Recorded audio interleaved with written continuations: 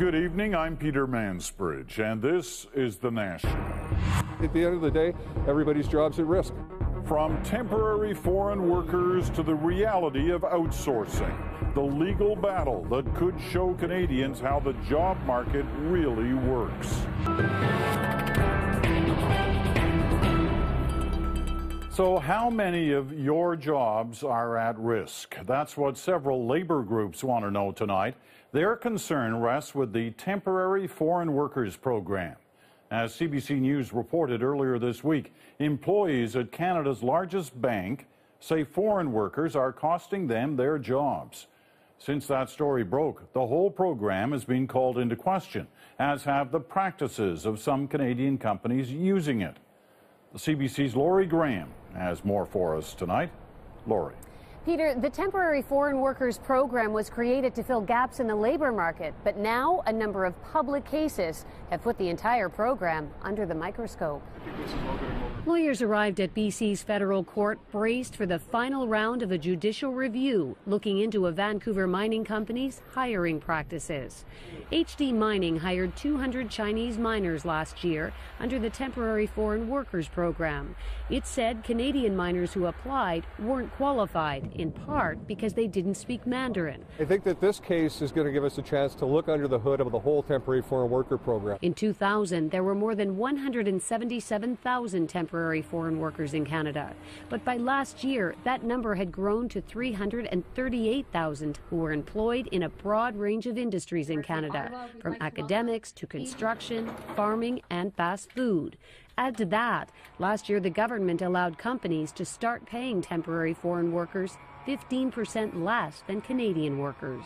Is it really addressing labor shortages, or is it undermining job opportunities and wages in Canada? Today, the Alberta Federation of Labor called for an inquiry. It showed a long list of companies, more than 4,000, that were given federal government approval to hire temporary foreign workers last year, including many in the service industry. McDonald's, Tim Hortons, A&W, Subway, the list goes on. It stretches the bounds of credibility that all of these employers have been using the Temporary Foreign Worker Program to hire high-skilled workers. In the March budget, the federal government promised to tighten the rules around hiring temporary foreign workers. We want firms to play by the rules and make sure that they follow the spirit of the Temporary Foreign Worker Program, which is if a Canadian is available with the skills, that they're employed first, they're at the front of the line. The government wants companies to post job opportunities across the country for a longer period of time and not require Canadian applicants to speak foreign languages. It's not clear how the government intends to police companies, but Peter, tonight a senior official said there will be more details to come. Laurie Graham in Ottawa tonight. Well, the other issue raised by the RBC story is outsourcing. How often is it being done in this country, and whose jobs are most vulnerable? We asked our Havard Gould to look into that one. Havard. Peter, Canadians are well aware manufacturing jobs are going to other countries, but experts say until CBC News broke the RBC story, very few people were aware how many other jobs are also vulnerable. The transport service? And Lucas Brunton knows where his old IT job went, out of the country. He isn't allowed to say much more about it, including the name of the company. Part of the severance deal he signed when he and more than 1,000 others were let go. it's not that they found somebody better to do the job, they just found somebody cheaper to do the job. He's lucky he found another IT job that pays well.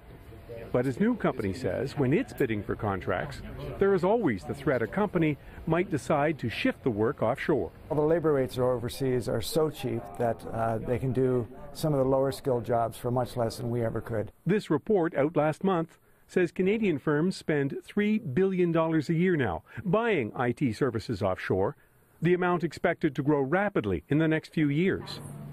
This career coach says offshoring is accelerating in all sorts of areas. We're starting to see now where you can do different professions in different areas. So you can do finance, you can do back office, you can do IT, you can do analysis work. What jobs are safe? Those that can't be sent to another country. It's no joke. Pouring coffee and pouring cement have to be done close to home, along with other specific kinds of work. And there are core positions in every company that will never move. But after that, this expert says, companies are always under pressure to match what their competitors do. I had a great quote as I was preparing my book, and it comes from a company in England, a bank, of course, and they said, look, I have no choice. If I don't outsource my back office, I won't have a front office. We compete. He makes it clear, however, what's good for companies isn't necessarily what's good for countries, which need middle-class jobs. Problem, he says, that both companies and governments will have to address in the future.